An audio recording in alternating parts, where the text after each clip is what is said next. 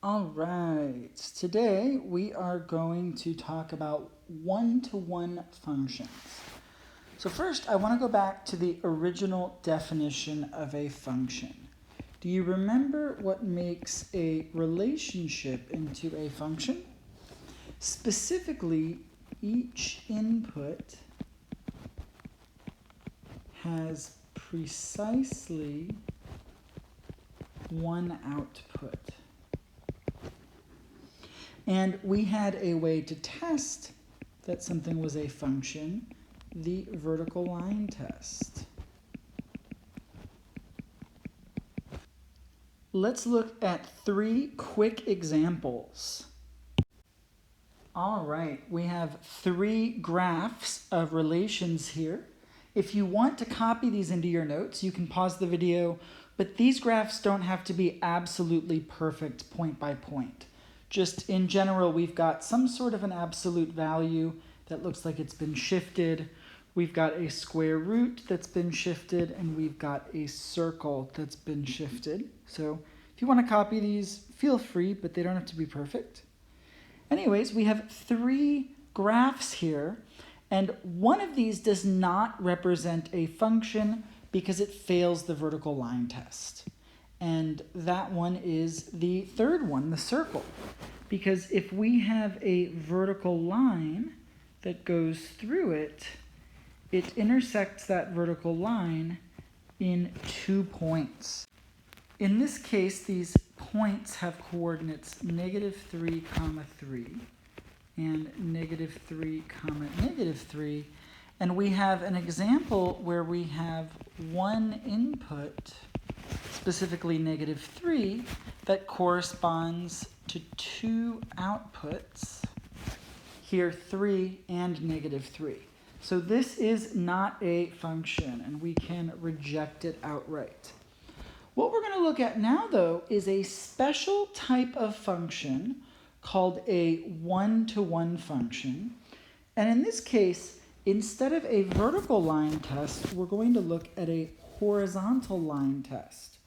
So what we want to do is we want to look at these graphs, and we want to see which of these will have the special feature that each horizontal line only intersects it at one point. And that's going to end up being this graph right here, the second one. If we draw a horizontal line, it only intersects the graph at one point. We can draw the next horizontal line. It's only going to intersect at one point. We could draw another horizontal line underneath, only intersecting in one point. So this makes us happy. For the first graph, though, we have a problem. If we draw a horizontal line through it, it's going to intersect in 2 different points. It doesn't matter that there is one horizontal line we can draw, the x-axis, that only intersects in one point. The fact that there's any other line, horizontal line, that intersects in 2 points causes this to fail our horizontal line test. Now, I haven't told you what the horizontal line test even means, or what we call these functions, or what's going on. So let me give you the definition of a one-to-one function, and we're going to talk about it a little bit. A one-to-one function is a function where each output comes from only one input. And we can say that each input gives a unique output. So this first example is not one-to-one. If we look at the 2 points where this line crossed through the function, the coordinates of these points are 2, 3 and 8, 3.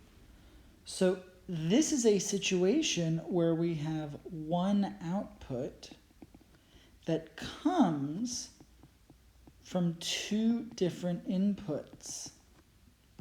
And so this means that this first function is not a one-to-one function.